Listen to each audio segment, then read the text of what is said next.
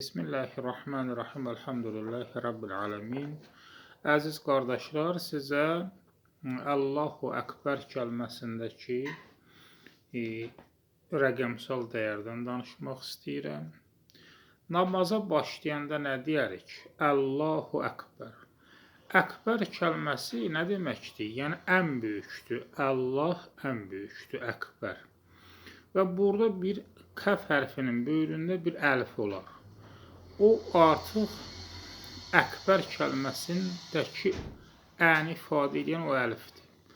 Amma o əlif götürüləndə kəbir olur. Kəbir böyük deməkdir.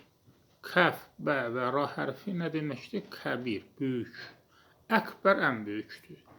Deməli, Əkbər kəlməsi kəbir kəlməsindən yaranıb. Kəlmənin kökü kəbirdir. Allahu Əkbər ki deyirik, yəni Allah böyükdür demək deyil, Allahu Əkbər.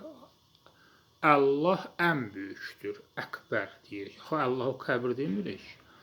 Amma həm də Allah Təalanın adlarından biri də Kəbirdir. Böyük. Bu da Allah Təalanın adıdır. Deməli, Əkbər sözünün kökü nədir? Kəbir. İndi gəlin, həmən Əkbər kəlməsinin kökü olan kəbirə baxaq. Kəf hərfi 20-dir, bə hərfi 2-dir, ra hərfi 200-dür. Elədi 222. Yəni, Allahu Əkbər kəlməsində kök kəlmə olan kəbir, böyük deməkdir. Rəqəmsal dəyəri 222-dir. İndi məsələ burasındadır ki, biz namaza başlayanda bütün İslam dinində bütün məzhəblər, sünnili, şiəli, vəhabili, hamısı Allahu Əkbər deyər. Və həmən Əkbər kəlməsinin də kökü kəbirdir, böyük deməkdir. Rəqəmsal dəyər 222-dir. İndi sual verir, Allah nədir? Əkbərdir, ən böyükdür. Fikir verin, həmən rəqəmsal dəyərdə neçələdir? Kəbir kəlməsinin rəqəmsal dəyəri 222. Bu namazın nə idi? Əvvəli. İndi namazın axırı nədir? Namazın axırı Əssəlamu əleykumla qutarır. Əssəlamu əleykum və rəhmətullahi və bərəkətuh. Və rəhmətullahi və bərəkətuh müstəhəbdir. Vacib deyil. Bəzi alimlər vacib saya bilər. Amma Sistani ağa buyurur ki, Əssəlamu əleykum. Əsas kök kəlmə nədir? Əssəlamu aleykum. Və bir çox alimlərə görə kök kəlmə nədir? Əssəlamu aleykum. Əssəlamu aleykum nə deməkdir? Yəni, səlam olsun sizə. Bu kəlmə nədir? Namaz qutarır. Allahu Əkbərlə başladı. O da kəbir idi kökü. 222 rəqəmi ilə başladı. Və Əssəlamu aleykum kəlməsində aleykumla qutarmağına baxmayaraq ki, qutardığı kəlmə aleykumdur. Aleykum kök kəlmə deyil. Çünki aleykum nə deməkdir? Sizə. Alə hərfi cərini ilə kum kəlməsinin birləşməyidir. Kum nə deməkdir? Siz. Aleykum əhəmiyyətli deyil. Yəni, nə deməkdir? Sizə. Sizə nə olsun? Bu cümlədə Əssəlamu aleykum cümləsində kök, əsas mənalı kəlmə səlamdır. Əssəlam kəlməsidir. Əssəlam kəlməsi ki, əsas bu cümlədə kökdür. Necə ki, Allahu Əkbərdə əsas kəlmə Əkbər idi. Allah nədir? Əkbərdir, ən böyükdür. Fikir verirsiniz, Allah nədir? Əkbər, ən böyükdür. Əsas kəlmə Əkbər idi. Onun da rəqəmsal dəyəri kəbiri hesablayanda 222 edirdi. Əssəlamu aleykum kəlməsində də son səlamdır, əssəlam kəlməsidir.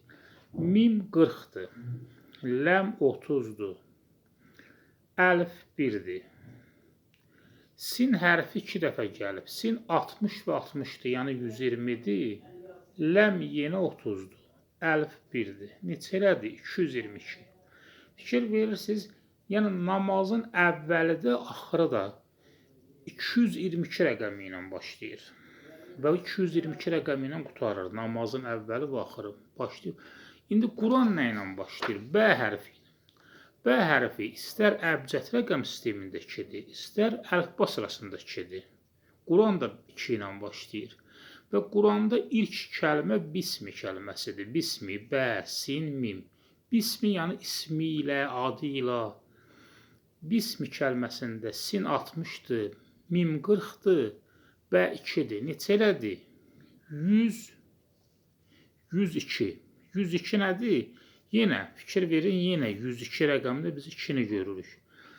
Deməli, Quran nə ilə başlayır? Bismillah ilə başlayır. Bismillahdə ilk kəlmə bismidir. Bu da 102 ilə başlayır. 102-yə diqqətlə baxsaz, görərsiniz ki, 102 necə yazılıb? 1, 0, 2. Sanki Lütfüzadə nəzəriyyəsi təsdiqlənir. Lütfüzadə nəzəriyyəsi nədir? 1-dən sonra 2 gəlmir. Ortada 0 var. Və bu sıfırlar daha çox çoxala bilər. Fikir verin, Lütfüzadə nəzəriyyəsi 1-dən sonra 2, 2-dən sonra 3 gələ bilməz.